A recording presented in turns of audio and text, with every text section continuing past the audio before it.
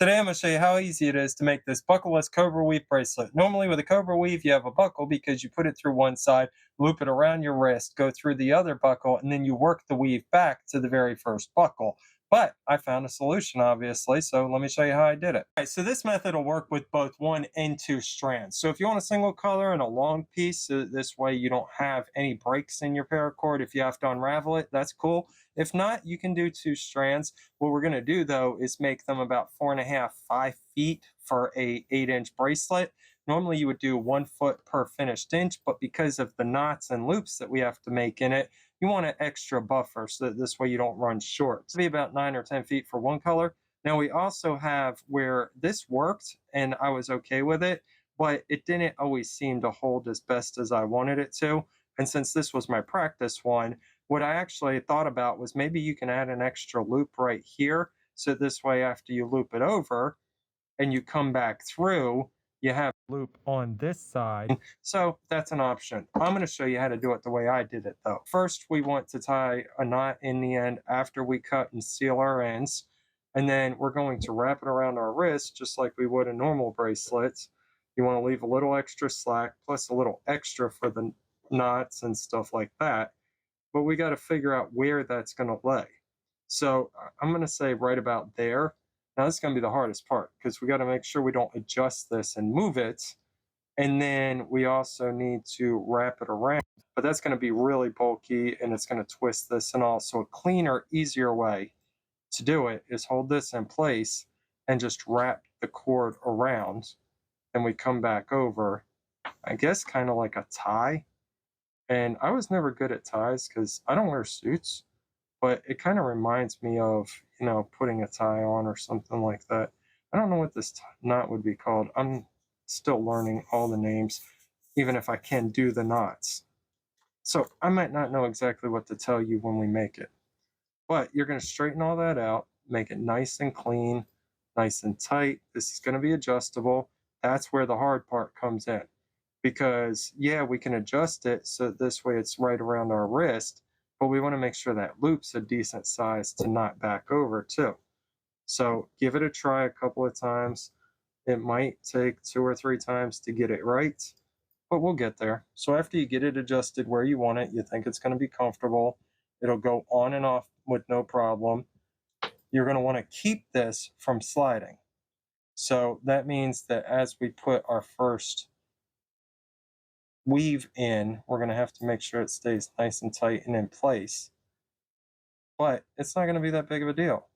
So what we're going to want to do is come around and then going to pick which side you want to be first, which color. In my case, I'm going to do the red.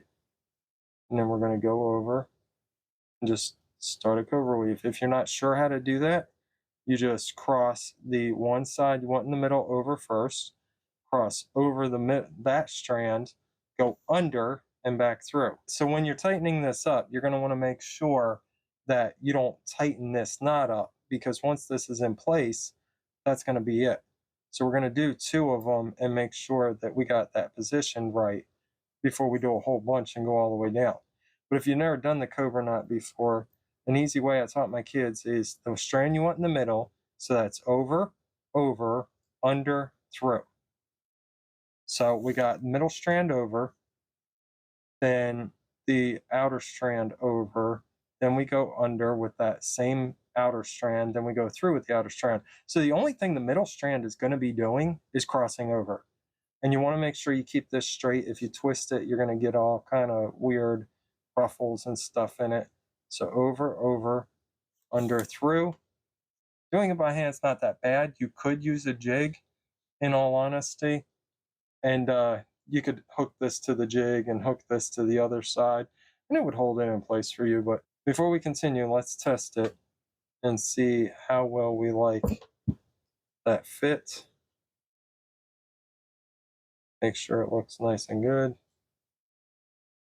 Keeps tight, that kind of thing, but without being so tight that once we finish the weave, it's not going to say, we might need to give that a little bit more room.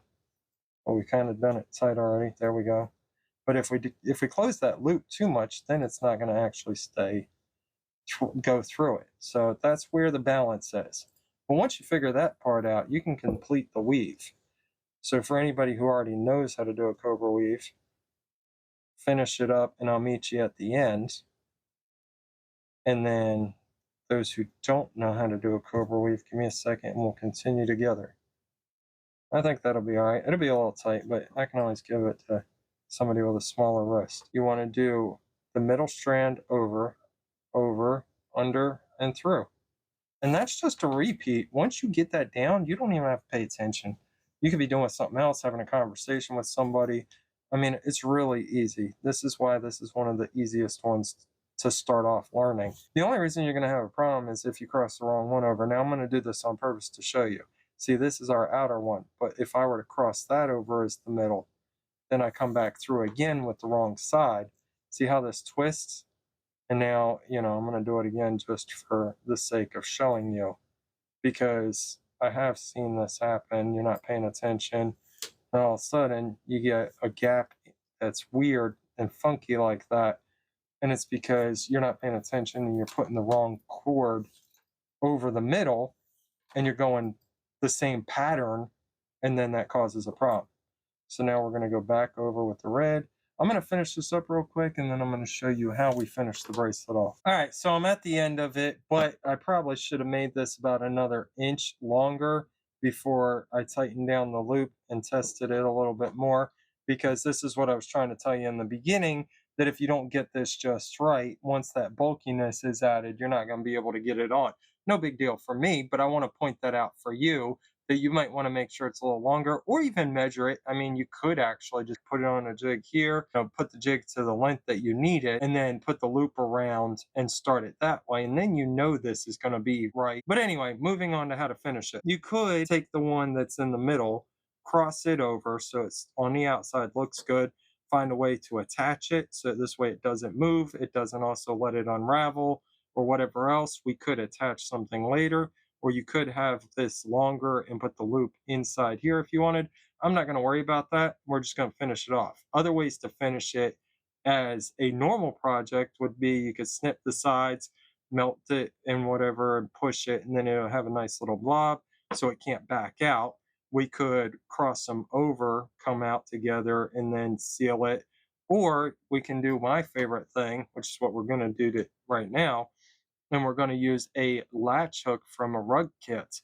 Now, I know this isn't a paracord tool, but I made a video about how this thing makes such a difference. So I've seen people do as little as 2. I don't like doing that. I like going down about 4 laces. So 1, 2, 3, 4, 4 or 5. And then you're going to go through. Part of the reason this makes it so much better is, yes, they have lacing tools, but this, and I do have one, but this gets in a lot easier spaces because it's thinner and it has that rounded point. But at the same time, especially for like 95 and stuff, you want something that's going to fit in that tighter space. But the cool thing about this is, where a lacing tool is bulkier, we can actually attach both of these here. All right. And make sure you do it in a way that it's not going to cross over and make a mess and tight and stuff like that. But we can put both of these in here, and because it has the latch, we close that, and as we pull it back through, it's going to allow it to go through without problems. Now, if we try to pull this, all that bulk isn't going to work. But since we have it tightened up, we can actually pull it to the end of each strand. And sometimes you have to snip off the seal that you have on the end because it might be a little too bulky to pull it through. Close it up, pull it nice and tight, and then it's going to take a little pressure. Be careful that you don't hurt yourself. All right, so I did get it through there, already snipped the ends and stuff. Now you can leave it the way it is so it's nice and soft. It won't pull out if you go deep enough most of the time, or you can heat it up and flatten it out. Actually, I have a tool that'll do that in this same kit. You just heat it up and then you don't burn yourself, but that kind of can make it a little rough. Some people don't like that. You also can use fids. I like this one because it's nice and flat, where this one's a rounder barrel. Sometimes those are hard to get started. This one can be tight to get through at times. We could also have used our lacing tool. Now you can see this is bent up because of the fact that, it's thin metal. It's not the tool's fault. I mean, they get heated up, they twist and stuff. As a matter of fact, to be honest with you, sometimes you break the tools. I did get that through, but I snapped it at the last minute because I twisted wrong. So just be warned, sometimes you're going to end up going through tools. It's not tools' fault. I mean, I've used it for I can't tell you how long, so it's held up pretty well. But there's other stuff in this kit. I mean, it comes with like 5 or 6 fids. Sometimes you have these little tools that you can use like this that are actually knotting tools you can use to tighten things or move them out of the way or pry them. So you have all different options to seal these things off and finish them off. As a matter of fact, if you want to get any of this stuff, I left links in the description for Amazon. Just know I'll make a small commission. And if you like this video, YouTube thinks you're going to like this one right here. So go ahead and click it. Thanks for watching.